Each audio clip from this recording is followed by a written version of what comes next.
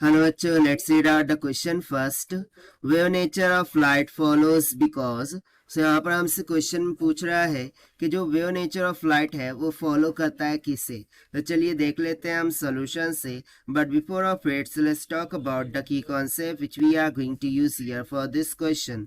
सो key concept में हम simply बात कर लेंगे यहाँ पर regarding the light. So initially जब लाइट को इंट्रोड्यूस किया गया सो उसे ऐसा माना गया कि लाइट इज नथिंग बट कि ये पार्टिकल से मिलकर के बनी है.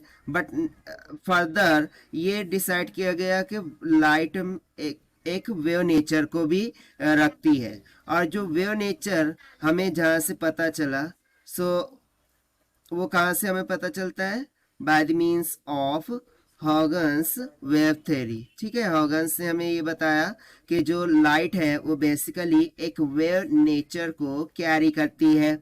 सो बस इसी के द्वारा हम देख लेते हैं कि what will be the nature of light here, okay, according to given question. So basically इसमें क्या आता है, एक पॉइंट सोर्स होता है. ठीक है, इसे हम क्या मानते हैं, this is nothing but a point source ही है.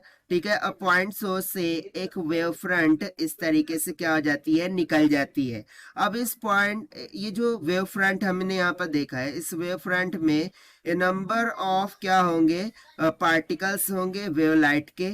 ठीक है, जो कि बेसिकली किसको रिप्रेजेंट कर रहे होंगे, डिस्टरबेंस को. ये क्या होते हैं, नंबर ऑफ इसमें पार्टिकल होते हैं जिनका क्या होता है, डिस्टरबेंस होता है, लाइक दिस. सो यहाँ पर मैं यहाँ पर ड्रॉ करके बता रहा हूँ कि ये क्या है, डिस्टरबेंस ऑफ लाइट पार्टिकल है. अब ये जो disturbance of light particle produce होता है जब इनके ये सर्कुलर पाथ को हम इस तरीके से क्या करते हैं, ज्वाइंट कर देते हैं. सो हमें क्या मिल जाता है, एक सेकंड वेव फ्रंट यहाँ पर देखने को मिल जाता है जिसको हम सेकेंडरी वेव फ्रंट बोल देते हैं. इसको हम क्या बोल देते हैं, सेकेंडरी वेव फ्रंट.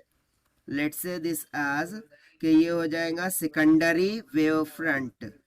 इसको हम क्या बोल देंगे, सेकेंडरी वेव फ्रंट. और इसी तरीके से लाइट क्या करते जाती है, प्रोपेगेट करते जाती है, वेव फ्रंट बना जाती है. राइट.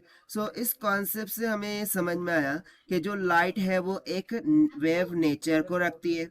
अब इसके फर्दर यदि मैं यहाँ पर डिस्कशन दूँ, सो लेट सपोज कि ये पॉइंट सोर्स है, इस तरीके से वेव फ्रंट क्या हो रही है, निकल रही है. अब यहाँ पर हमने एक स्क्रीन को लाकर रख दिया है जिसमें बेसिकली दो स्लेट्स है. यहाँ पर मैंने गैप दे दिया है, दो स्लेट्स है.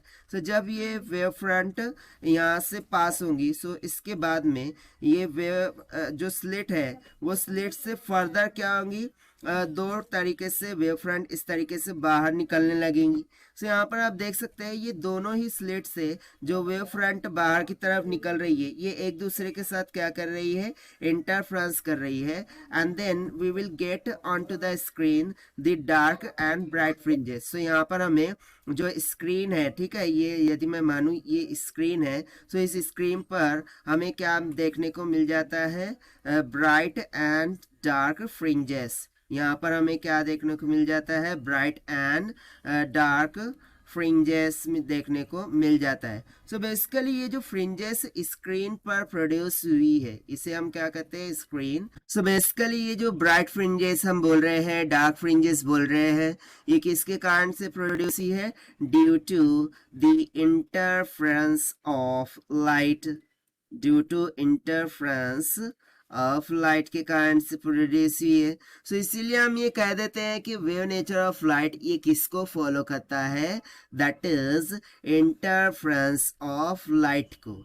और देखिए यही हो जाएगा हमारा आंसर फॉर दिस क्वेश्चन जिसको हमने सॉल्व किया है by using the concept of light से. Now let us check the option. So यहाँ पर जो ऑप्शन सी हमें दिख रहा है that is the light exhibits the phenomenon of interference will become correct. while यदि हम अदर कंसेप्ट के बारे में देखें तो देखिए light rays travels in straight line, तो ऐसा तो नहीं है, ये तो राउंडेड मैनर में वेव फ्रंट की तरह प्रोपेगेट कर रही है. सो ये तो गलत हो गया. Light exhibits the phenomenon of reflection और रिफ्रैक्शन. क्या हमें यहाँ पर रिफ्लेक्शन रिफ्रैक्शन देखने को मिल रहा है. सो डी ऑप्शन की तरफ बढ़ते हैं। Light causes the phenomenon of photo electric effect. अरे भाई यहाँ पर फोटो इलेक्ट्रिक इफेक्ट कैसे होगा, ये तो यहाँ पर पॉसिबल ही नहीं है, इसीलिए option C will be only the correct answer. Okay, so this is the required solution. I hope you understood well. Best of luck, thank you.